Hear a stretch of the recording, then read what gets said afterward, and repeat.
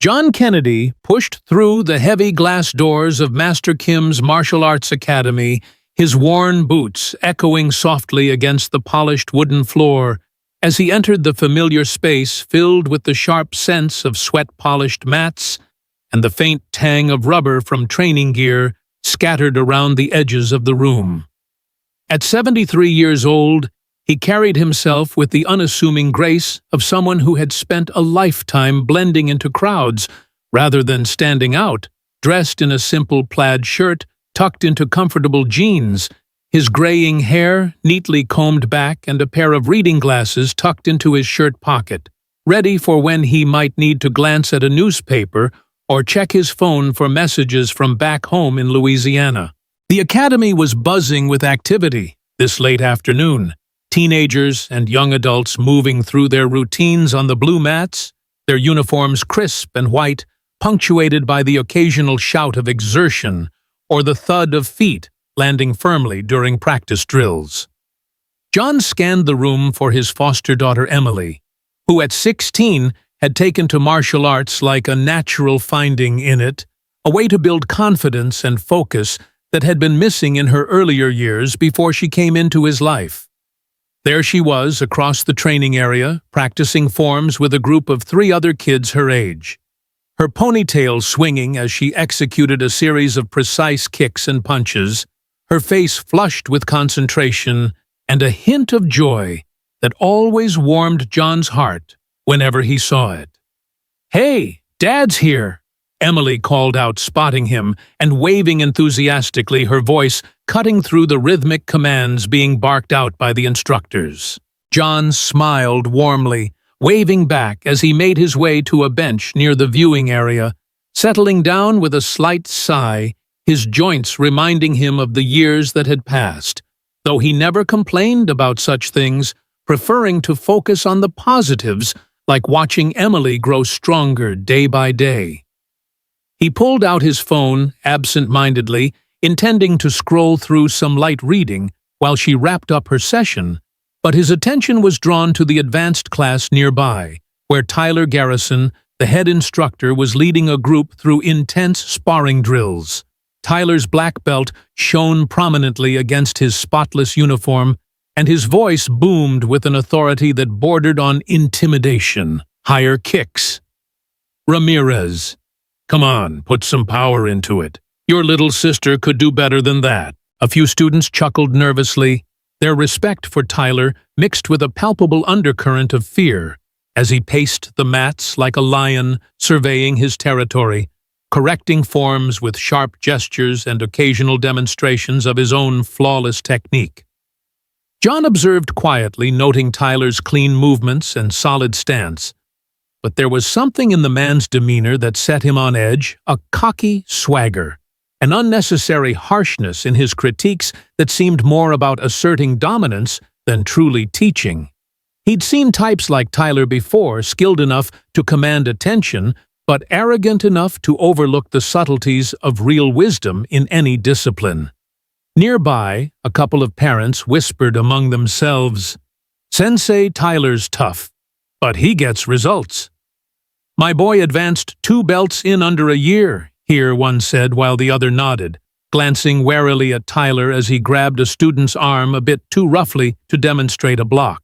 About 20 minutes passed, with John content to watch Emily's group practice their combinations, her enthusiasm evident in every move, making him proud of how far she'd come since starting classes a couple of years ago.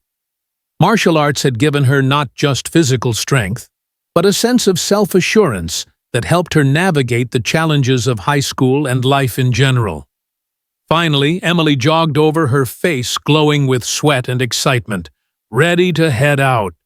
"Dad, I just need to grab my bag and water bottle." "Sure thing, kiddo," John replied in his soft southern drawl, standing up slowly and helping her gather her things. "How was practice today?"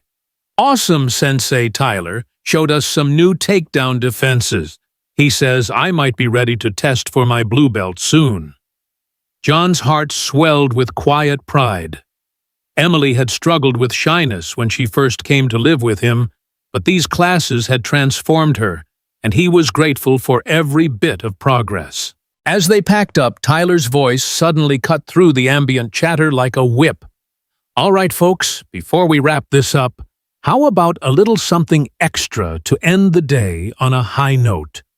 The room quieted almost instantly, all eyes turning toward the instructor, and John felt a subtle shift in the air, an uncomfortable tension building as Tyler scanned the space with a predatory grin. His gaze landed on John, and that smile widened, lacking any real warmth, more like a shark sensing easy prey.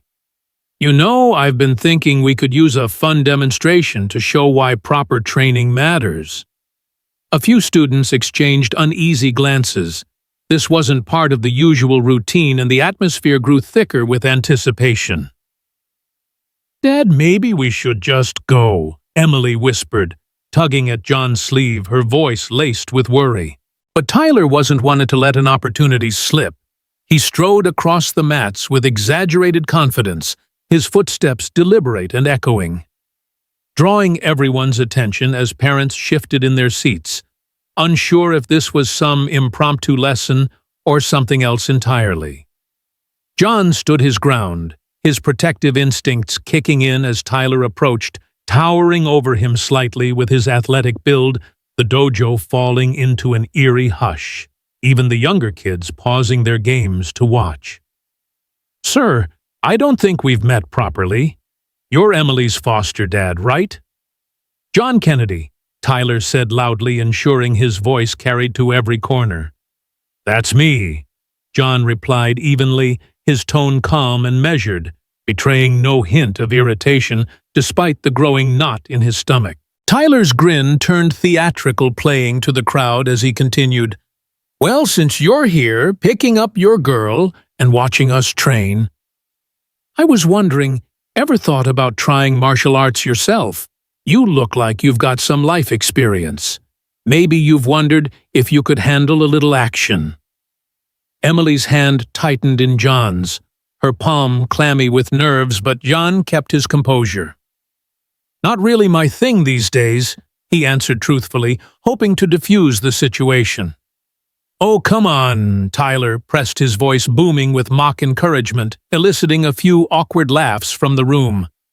Everyone's seen those action flicks and thought, "Hey, I could do that."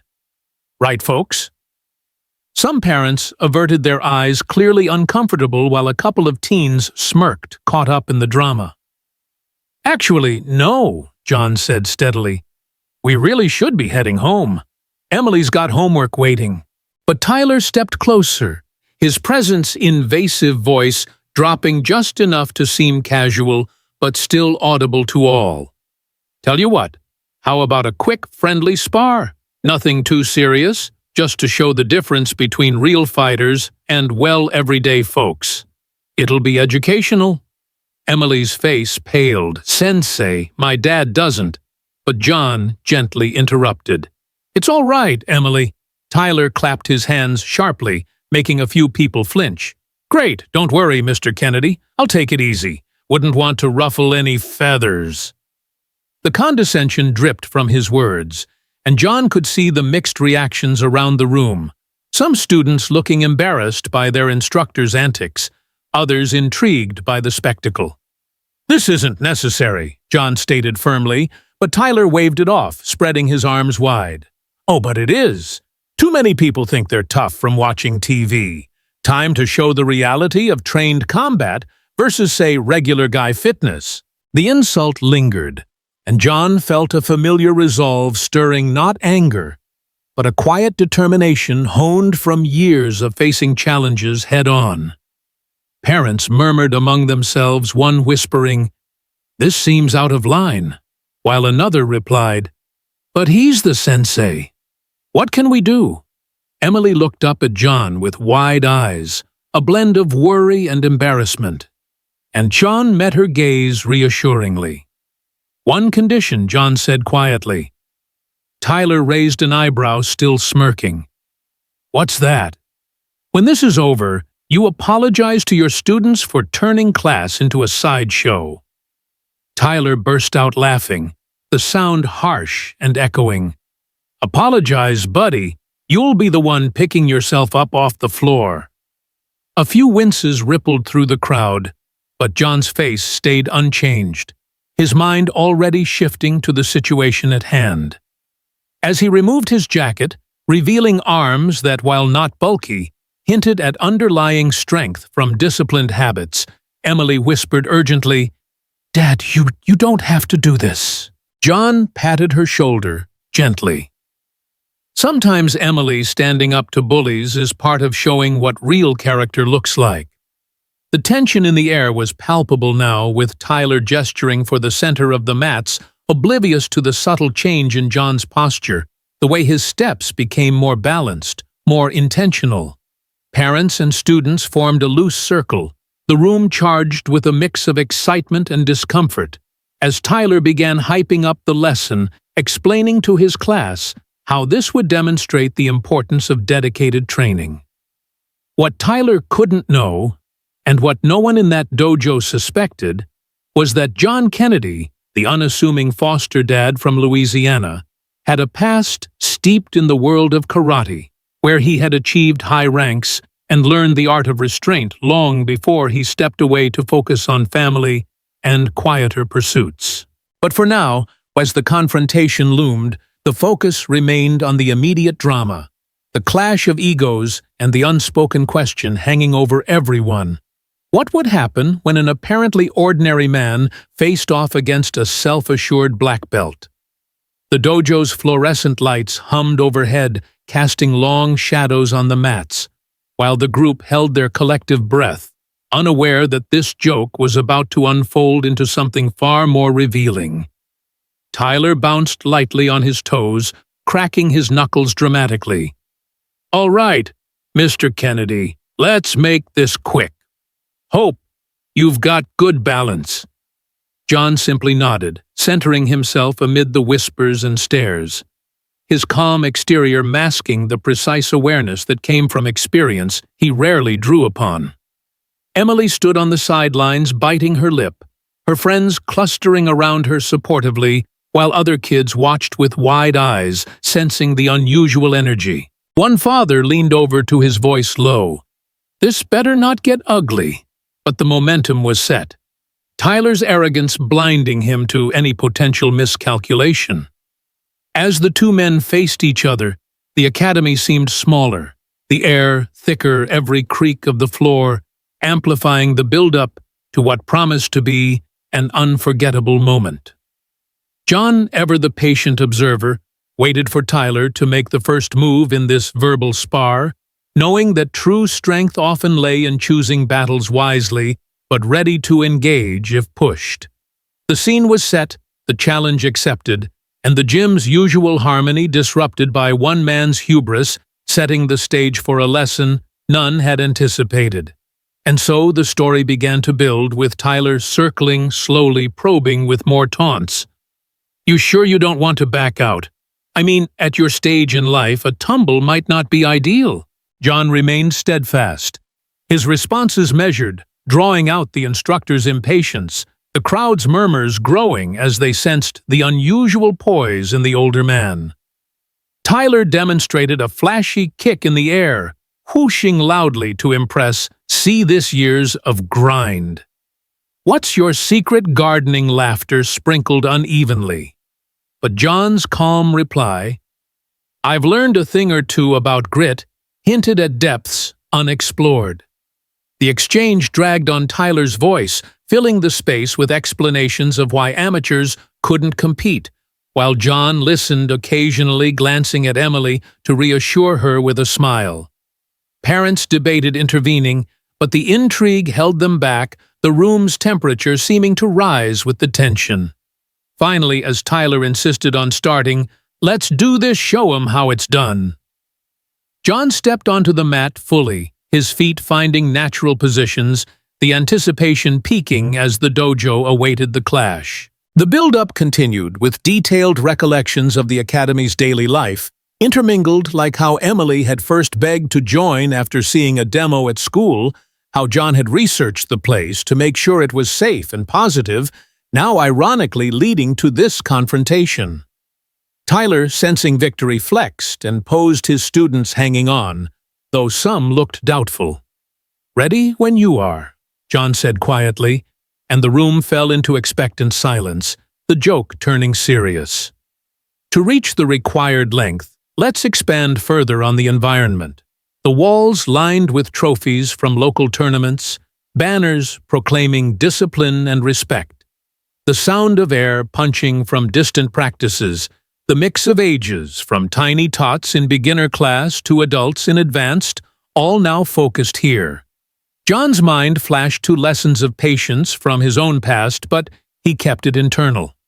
Tyler's ego drove him to elaborate on rules. No hard hits, just light contact, don't want any drama. But his tone belied it, eager for dominance. Emily's friends whispered, "Your dad's brave, boosting her a bit." Other observers noted John's steady breathing, contrasting Tyler's showy warm-ups. The scene stretched, building layer upon layer of detail, from the texture of the mats underfoot to the faint clock ticking, heightening every moment until the inevitable start.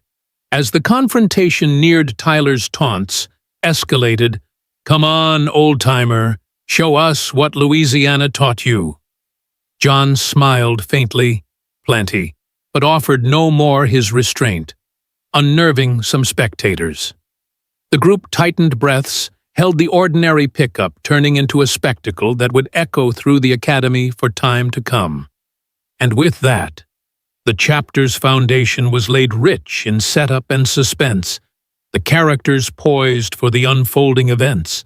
John Kennedy stood there on the edge of the blue mats, the weight of the dojo's expectant silence pressing in like a humid Louisiana evening back home, where the air hung thick and decisions felt heavier under the canopy of ancient oaks.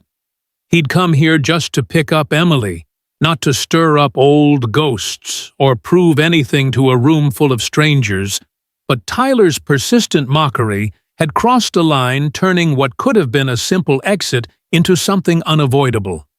At first, John had considered walking away. After all, at his age, he'd learned that not every challenge deserved a response, that true poise came from knowing when to hold back rather than lash out.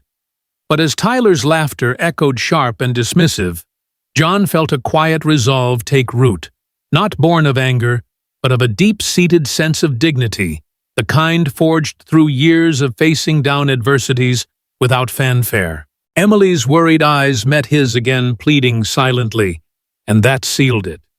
He couldn't let her see him back down from needless bullying, not when he'd spent so much time teaching her about standing tall with grace. "All right," John said finally, his voice steady and low, carrying that familiar southern cadence that softened edges without weakening intent.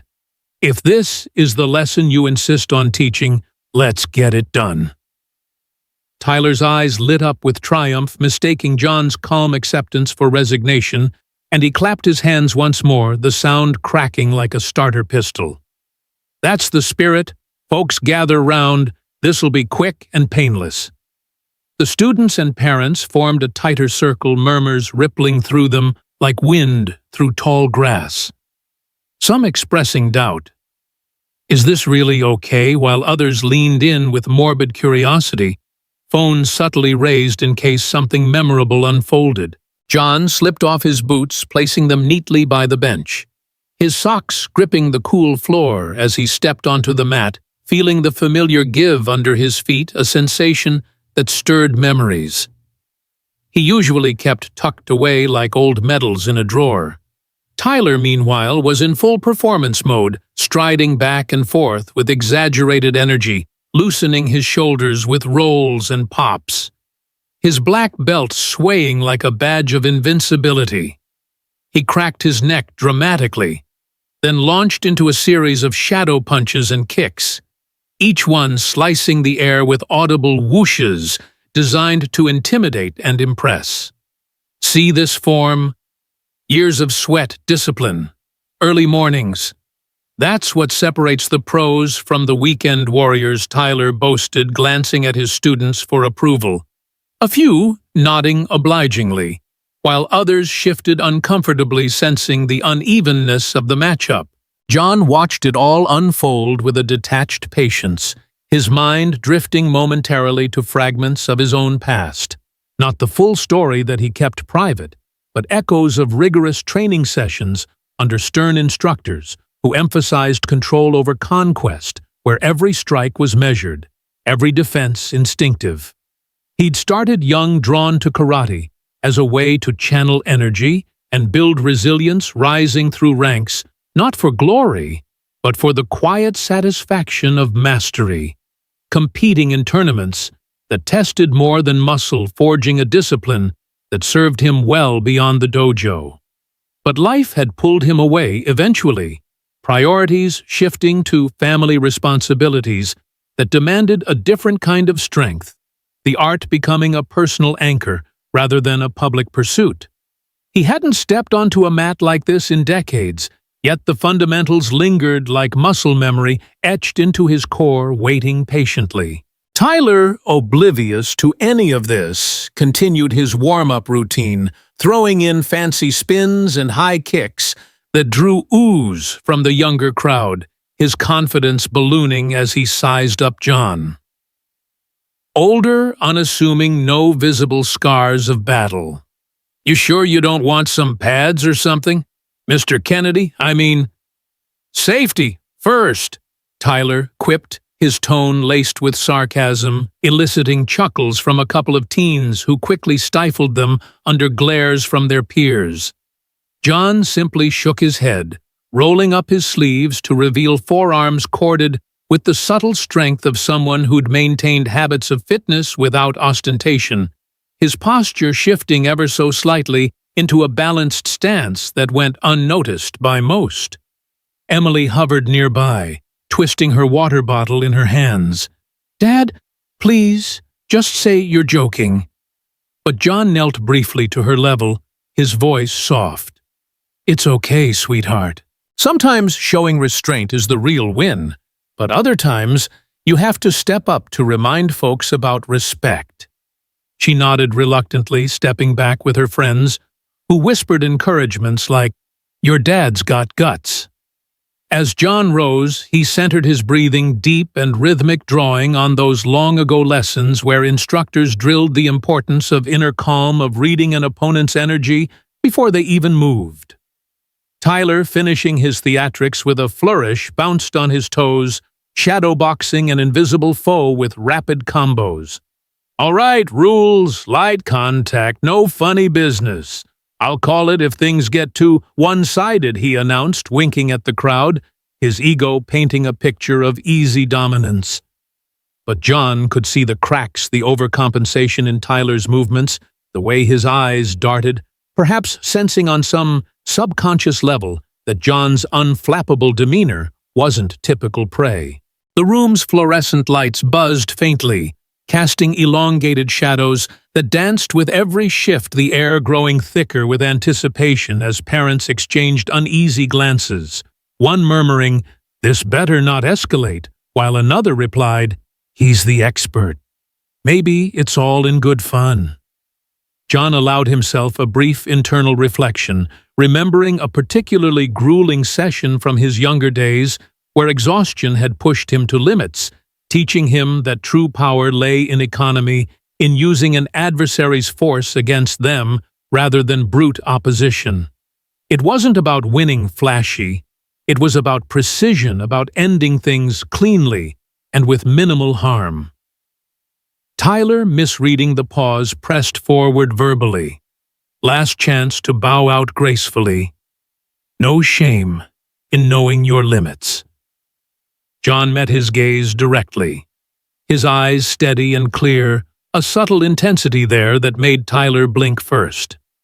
"I'm ready when you are," John replied simply, no bravado, just fact. The circle tightened further, breaths held collectively, Emily's face a mask of concern mixed with budding pride. Tyler settled into his fighting stance, feet planted wide, hands up in a classic guard, his body coiled like a spring ready to unleash. John mirrored subtly his own stance, looser, more fluid, drawing on principles of adaptability he'd internalized long ago. The contrast was stark. Tyler's aggressive posturing versus John's serene readiness, and a few observant students whispered, "He doesn't look scared at all." As the moment stretched, Tyler couldn't resist one more jab. "Hope, you've got good insurance, old man." But John let it slide, his mind fully present. Now the dojo fading into a focused bubble, where only the mat and the man before him mattered. Deep down, John hoped this would end quickly, not for his sake, but to spare Tyler the full weight of humility. Yet he knew lessons like this often required a demonstration. The air hummed with unspoken questions. What hidden depths might this unassuming foster dad harbor? Tyler's overconfidence peaked, his warm-ups evolving into mini-lectures. "Watch how I control the distance, kids. That's key." John tuned it out, his recollections weaving in like threads early mornings on dew-kissed fields, practicing katas until perfection, the sting of defeats that built character, the joy of breakthroughs that reinforced perseverance.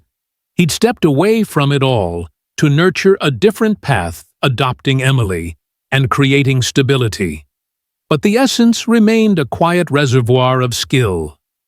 Finally, as Tyler nodded to an imaginary referee, signaling the start, the chapter's tension crested, the confrontation poised on the knife's edge. John's acceptance not just of the fight, but of revealing a sliver of his guarded past, all while Tyler's hubris blinded him to the storm brewing in calm waters. The spectators leaned in the mat's texture underfoot, a tactile reminder of battles past and present. Emily's voice cutting through softly one last time. "Be careful, Dad." Before silence enveloped the space, the real education about to begin in earnest. And so, with hearts pounding and eyes wide, the dojo held its breath, unaware that this joke would unravel layers of assumption. John's inner world, a tapestry of disciplined restraint, ready to surface, just enough to teach without destroying. The dojo's air seemed to thicken as Tyler and John faced off in the center of the mats, the circle of onlookers forming a human wall that trapped the tension like heat in a sealed room. Every eye locked on the unlikely pair, the brash black belt instructor with his muscled frame and flashy stance versus the older, unassuming foster dad whose calm exterior hid depths no one suspected. Tyler bounced lightly on the balls of his feet, his hands raised in a tight guard, fingers curled into loose fists, a smirk playing on his lips as he sized up what he assumed was easy prey, his mind already scripting the quick takedown that would reinforce his status as the unchallenged alpha of Master Kim's martial arts academy. "Let's keep it clean, Mr. Kennedy. No need for heroics," Tyler said with a wink to the crowd, drawing a smattering of nervous laughs from the teens, while parents shifted uneasily, one whispering to another, "This feels wrong. Should we step in?"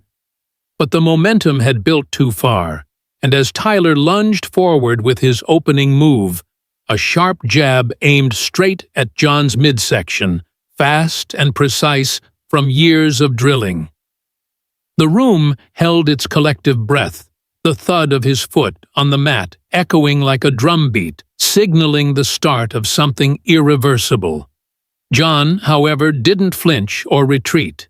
Instead, he shifted his weight ever so slightly, his body angling off the line of attack with a subtlety that made the dodge look almost accidental, the punch whistling through empty space, where his torso had been a fraction of a second earlier, leaving Tyler's arm extended and exposed for a heartbeat too long. The instructor recovered quickly, pulling back into his stance with a frown. His confidence unshaken, but a flicker of surprise crossing his eyes that should have landed, he thought, chalking it up to beginner's luck as he circled slowly, probing for weaknesses like a boxer, feeling out an opponent in the first round. John remained centered, his feet planted shoulder-width apart. Knees soft and ready, his breathing steady and deep, drawing on the ingrained habits of balance and awareness that had become second nature long before this moment, his gaze locked on Tyler's center mass. Rather than the feints reading the subtle shifts in weight that telegraphed intent. The crowd murmured softly, Emily clutching her friend's arm, her voice a whisper. "Come on, Dad, just stay safe," while a couple of older students exchanged glances, one noting quietly, "He's not panicking. That's weird." Tyler, eager to press his advantage, unleashed a combination, a feint jab followed by a cross and a low kick aimed at John's lead leg each move. Textbook perfect. Powered by explosive hips and shoulders honed through countless reps. But again, your John flowed around the assault, like water parting for a stone stepping laterally with minimal effort, his head slipping the cross by mere inches as the kick grazed harmlessly past his calf, his body swaying in a rhythmic evasion that conserved energy, while Tyler expended his in bursts of aggression. Frustration began to crease Tyler's brow, sweat beading on his forehead, earlier than expected. His breaths coming a touch sharper as he reset, muttering under his breath. "Slippery one, aren't you won't last." The spectators leaned in closer, the initial amusement giving way to intrigue, a father in the back, commenting that wasn't luck. He moved like he knew it was coming. Undeterred, Tyler ramped up the intensity, launching into a flurry of strikes, rapid punches, high and low, mixing in elbow feints and knee lifts to overwhelm what he saw as an amateur's defenses, his grunts punctuating each attempt, the air whooshing with the force of his swings.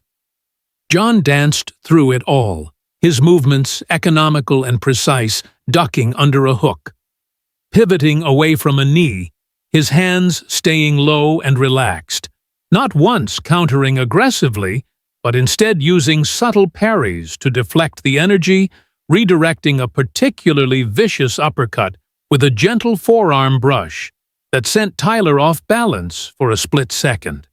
The room's energy shifted palpably now, whispers turning to gasps, as Tyler's attacks grew wilder, his form starting to fray at the edges from the unaccustomed misses, each evasion draining his stamina, while John appeared untouched, not even winded his face, a mask of focused serenity. Emily's eyes widened with a mix of fear and awe, her friends buzzing, "How is he doing that? It's like he's reading his mind." Tyler, sensing the tide turning against his narrative, growled and doubled down, dropping low for a sweep kick meant to topple John onto the mat. But John anticipated it, lifting his foot just enough to avoid the leg, while simultaneously stepping inside Tyler's guard, close enough now that the instructor's follow-up punch had no room to generate power, glancing harmlessly off John's shoulder. Panic flickered in Tyler's eyes for the first time, his chest heaving as he backed away to create distance, wiping sweat from his brow with a sleeve, the crowd's murmurs swelling. "He's tiring him out without throwing a punch." One student observed astutely while a parent nodded, "This guy's no novice. Look at his footwork." Emboldened by the realization that his opponent wasn't crumbling, Tyler charged again, this time with a haymaker swing fueled by desperation, putting his full weight behind it in a bid to end the charade. But John ducked smoothly under the arc, his body coiling like a spring as he finally made contact, not with force, but a light tap to Tyler's exposed side. A mere brush of knuckles against ribs that carried no pain, but screamed opportunity, whispering, "I could have ended it there." Tyler spun wildly from the momentum, staggering a step before regaining his footing. His face flushed red with exertion and burgeoning doubt, the once smug instructor now breathing in ragged gasps, his students staring in stunned silence, the air electric with the reversal.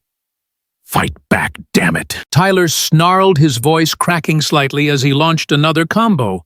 But the precision was gone, replaced by sloppy overcommitments that John exploited effortlessly, weaving through the barrage with hypnotic grace, closing the gap incrementally until Tyler was swinging at shadows, his energy sapped by the relentless pursuit of an elusive target. The dojo erupted in hushed exclamations, Emily beaming through her anxiety. "That's my dad," as the transformation became undeniable. Tyler's arrogance crumbling under the weight of his own fatigue, his movements slowing, punches telegraphed and labored, while John's composure held firm, a living lesson in patience and control. In one final desperate bid, Tyler shot forward for a clinch, aiming to use his size for a throw, arms wrapping toward John's waist in a classic takedown attempt. But John stepped into it unexpectedly, his hands guiding Tyler's head downward, with feather-light pressure, channeling the momentum against itself in a fluid redirection that sent the instructor tumbling face first onto the mat with a resounding thud that reverberated through the silent space. Gasps echoed from every corner, Tyler lying stunned for a moment, the wind knocked out of him, not just physically, but ego-wise, as he pushed up on elbows, staring up at John with wide-eyed bewilderment. The crowd frozen in awe at the impossible turnaround, the joke fight revealing a masterclass in subtlety over brute force. John extended a hand calmly, his voice even. "That's enough," but the damage was done. Tyler's invincibility shattered the room, abuzz with whispers of respect and shock. The confrontation etching itself into the Academy's lore as a pivotal moment of humility unfolding in real time. The spectators broke into spontaneous applause, tentative at first, then building Emily rushing forward with pride shining in her eyes, while Tyler scrambled up his expression, a whirlwind of confusion turning to reluctant admiration, the dramatic clash leaving no doubt that underestimations could lead to profound reckonings. The thud of Tyler's body hitting the mat still echoed faintly in the hushed dojo, a sound that seemed to hang in the air, like the final note of a symphony, leaving the entire room in a state of suspended disbelief, as eyes darted between the fallen instructor and the composed figure of John Kennedy standing calmly above him, his hand still extended in a gesture of goodwill that spoke volumes about character over conquest. Tyler lay there for a beat longer than necessary, his chest rising and falling in labored breaths, not just from the physical exertion, but from the crushing weight of realization, crashing down on his ego, the once unquestioned king of the Academy, now reduced to a humbled man staring up at the fluorescent lights as if seeing them for the first time. Slowly, he pushed himself up, ignoring John's offered hand at first, out of stubborn pride, scrambling to his feet with cheeks flushed red from embarrassment and the sting of defeat, his black belt suddenly feeling like a hollow accessory rather than a symbol of supremacy. The crowd remained frozen, a mosaic of wide-eyed students, concerned parents, and Emily beaming with a mix of relief and bursting pride, her voice breaking the silence first with a tentative, "Dad, that was incredible," drawing nods and murmurs of agreement that rippled outward like pebbles in a pond. John stepped back slightly, giving Tyler space to compose himself, his own breathing even and unlabored, a testament to the efficiency of his approach. The fight hadn't been about domination but demonstration, a controlled unveiling of skill that left no bruises but plenty of lessons. Tyler rubbed his jaw absent-mindedly, though no blow had landed there, his gaze finally meeting John's with a dawning respect that edged out the confusion. How did you do that?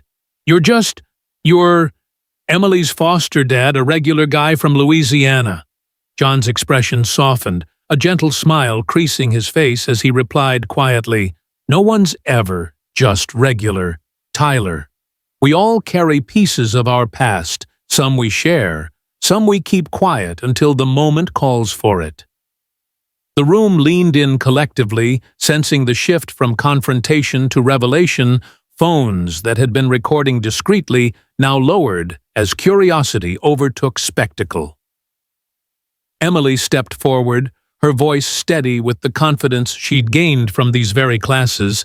Dad was a high-level karate practitioner back in the day, achieved top ranks, competed at elite levels, but he stepped away to focus on what mattered most, family and living with purpose. Gasps and whispers erupted anew.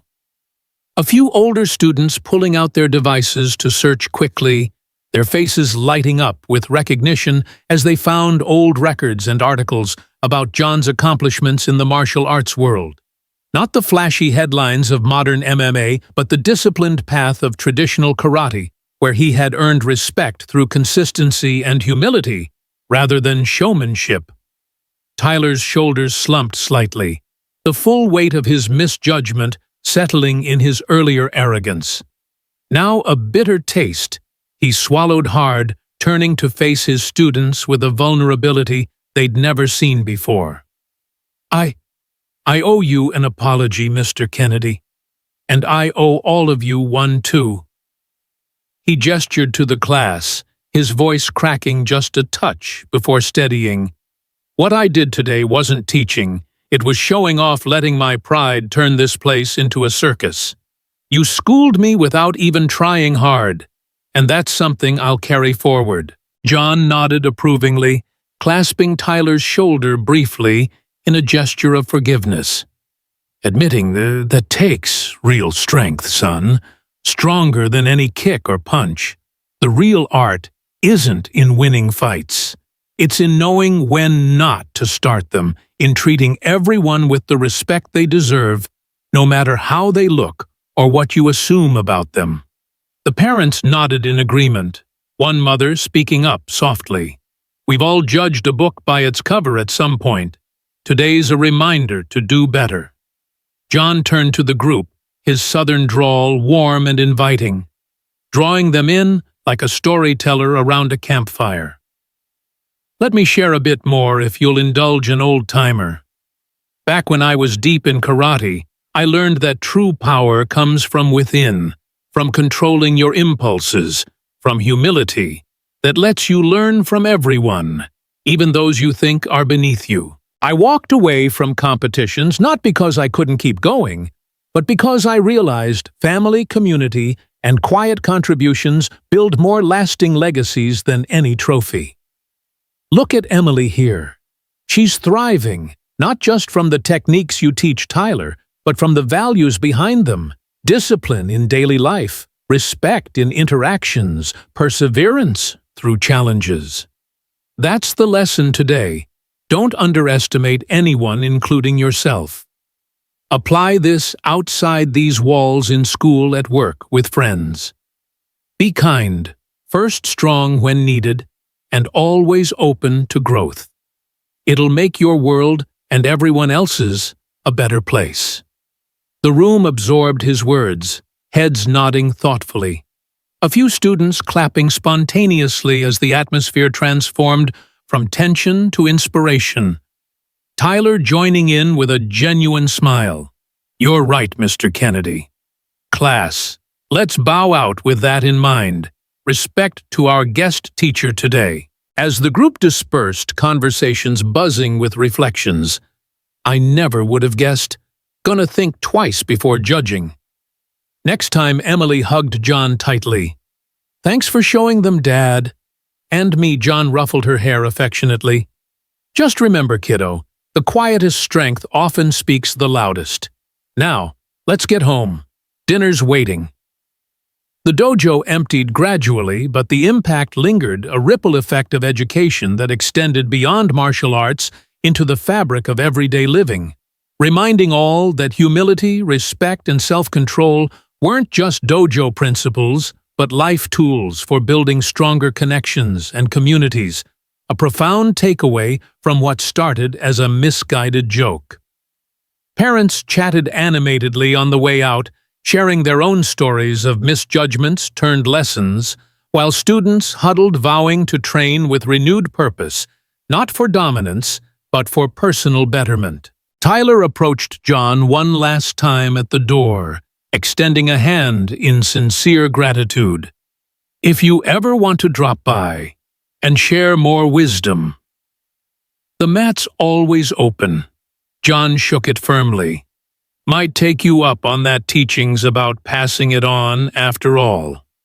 As they stepped into the evening air, the sun dipping low with a golden hue, John felt a quiet satisfaction, not from the victory, but from the spark of positive change ignited in those young minds, a testament to how one moment of revelation could educate and uplift, fostering a culture of empathy and growth that echoed far beyond the walls of Master Kim's martial arts academy.